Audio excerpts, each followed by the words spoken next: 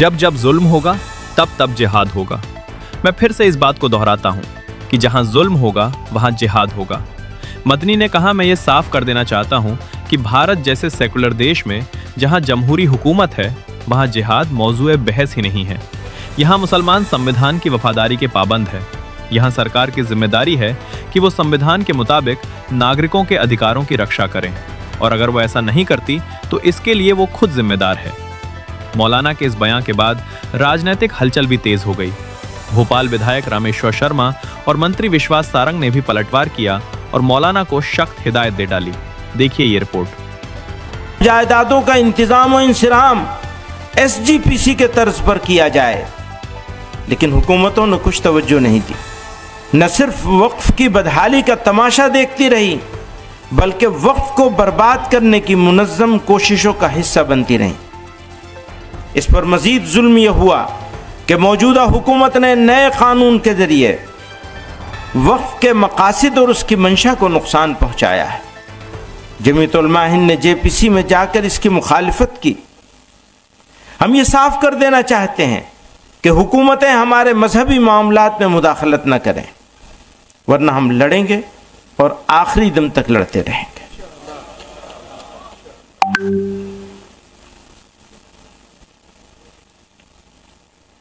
अदलिया का रवैया। हजरात गिरामी कद्र, किसी भी मुहज्जब समाज के लिए अदलो इंसाफ सबसे बड़ा मेयार है।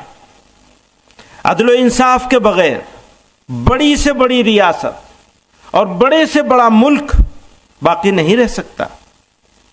हर हुक्मरान का अव्वलीन फर्ज अपनी रियाया को इंसाफ फराहम कराना है। मौलाना अरशद मदवी, जो भारत के संविधान का तुम उल्लंघन कर रहे हो और सुप्रीम कोर्ट को जो चैलेंज दे रहे हो, जरा औकात में रहकर बात करना चाहिए। अपराधी पैदा करो, जिहादी पैदा करो और बलात्कारी पैदा करो, थूक जिहाद करो, लव जिहाद करो, लैंड जिहाद करो, हिंदुस्तान के खिलाफ आतंकवाद का समर्थन करो। ऐसे करने के बाद वो फिर सुप्रीम कोर्ट से न्याय की उम्मीद करो। क्या तुम आतंकवाद फैलाओगे, हिंदुस्तान में निर्दोषों की हत्या करोगे और सुप्रीम कोर्ट तुमको बिरयानी खिलाएगा? सुप्रीम कोर्ट तुमको फांसी के फंदे पर लटकाएगा। अरशद मदनी, जो तुमने बदतमीजी की है, इस बदतमीजी को जरा होश में रखिए। और इस तरह की लैंड जिहाद, लव जिहाद और जो है इस देश में जो है अमन शांति को भंग करने वाले मौलाना, कान खोलकर सुन लो। अगर तुमने भारत के संविधान का उल्लंघन किया, बाबा साहब अम्बेडकर के संविधान का उल्लंघन किया, तुमने न्यायपालिका पर सवाल खड़ा किया, मैं सर्वोच्च न्यायालय से भी प्रार्थना करूंगा कि इस तरह के देशद्रोहियों को सो मोटो का जो है केस रजिस्टर्ड करके जेल के अंदर डालो। ये भारत के अंदर नए नए जिन्ना पैदा हो रहे हैं। ये भारत में अलगाववाद पैदा करना चाहते हैं, भारत के मुसलमानों को भड़काना चाहते हैं, अपनी रोटियां सेकना चाहते हैं, मुसलमानों से देश में आग लगवाना चाहते हैं। ये थूक जिहाद, लव जिहाद और लैंड जिहाद और सुप्रीम कोर्ट पे सवाल खड़ा करना चाहते हैं। तुम आग लगाओ और सुप्रीम कोर्ट बरी कर दे। तुम लाल किले पर निर्दोषों की हत्या करो और सुप्रीम कोर्ट तुमको बरी कर दे। अरे तुम्हारे बेटा बेटी पढ़े, डॉक्टर बने तो देश तुमको सलाम करेगा, पर डॉक्टर बनकर अगर बम फेंकेंगे तो उनको भी बम से ही उड़ाया जाएगा। भारत की सेना उनको मिठाई नहीं खिलाएगी। इसलिए ध्यान रखना, आतंकवादियों का समर्थन करने वाले मदनी, सुप्रीम कोर्ट पर सवाल खड़े मत करो।